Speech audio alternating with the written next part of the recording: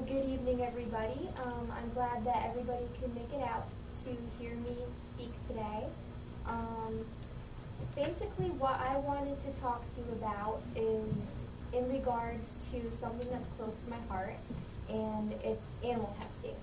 And I know this is a very controversial issue that's been going on for many years, and a lot of people are for animal testing, just based on psychological research, cancer research, just different reasons. But there's also a lot of reasons why I and a lot of other people are against animal testing, and that's what I wanted to speak to you about today, is the cons of animal testing and different ways to get around it, other means.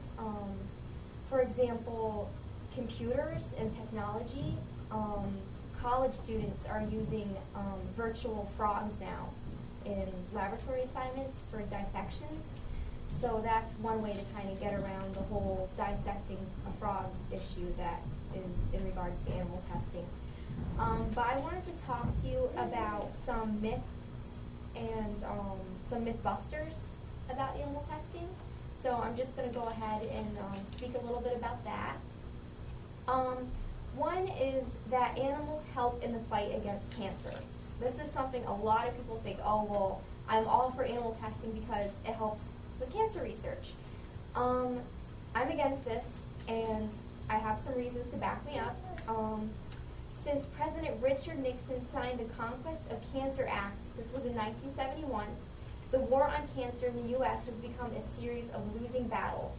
Through taxes, donations, and private funding, Americans have spent almost $200 billion on cancer research since 1971.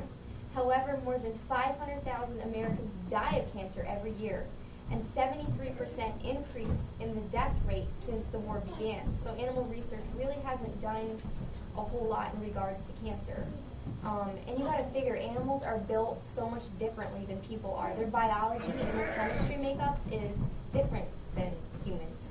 So that's one mythbuster. Another is that science has a responsibility to use animals to keep looking for cures for all the diseases that people suffer from.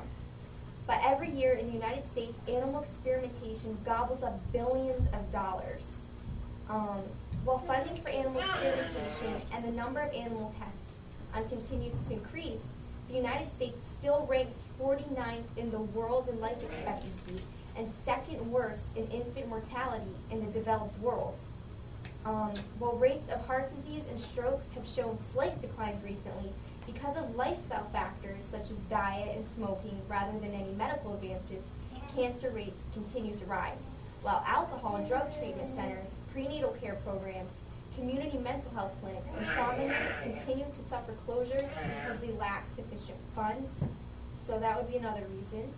And third, many experiments are not painful to animals and are therefore justified. That's something that a lot of people believe, that as long as it's not painful to the animal, that it's justified. But the only U.S. law that governs the use of animals in laboratories is the Animal Welfare Act, which allows animals to be burned, shocked, poisoned, isolated, starved, restrained, addicted to drugs, and brain damage. So despite what they're saying, these claims aren't actually true, and they're not totally verified. There are still animals that are shocked, that are poisoned, that are going through a lot of really, really cruel treatments. And I just wanted to show you an example of this. I printed out a picture online of animal experimentation. This here is a chihuahua, and its leg has been amputated, and this is in the name of scientific experimentation. The reason why this happened, it says here in this animal testing picture, this dog leg has been shattered by repeated blows from a hammer. This experiment was performed in order to induce a state of psychological stress. The wound was left undressed, and no anesthetic was given during the course of this cruel, barbaric experiment. So basically, this animal had no anesthesia. It felt all the pain as its leg was being amputated in the name of science. If you want to learn more about this and learn more about the cons of animal experimentation, you can visit www.iaapea.com, and you can find some pictures and some evidence regarding that. So that picture kind of struck home to me. So another myth is that people say, quote, is we don't want to use animals, but we don't have any other options. Yes, there are other options out there. Like I said, there's virtual experimentations like dissecting frogs or dissecting pigs over a computer. Another thing is cell research on human cells. And this, I believe, is more reliable because it's coming from our own body makeup, our own body chemistry, rather than that of another species. So blood samples, that's another way of testing. So there are other ways, robotic testing, using robots, and they're becoming more advanced in that field in making robots so that they're more human-like. Even though they aren't humans, it's another alternative, and you're not causing pain.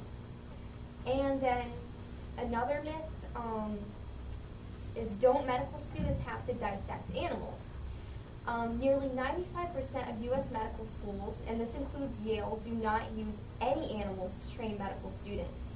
And you're talking Yale and Harvard and Stanford. These are all big universities, and they're using all virtual technology to do these dissections and to do this animal testing. So the last myth is that animals are here for humans to use. If we have to sacrifice 1,000 to 100,000 animals in the hope of benefiting one child, is worth it. But if experimenting on one intellectually disabled person would benefit 1,000 children, would we do it? Of course not.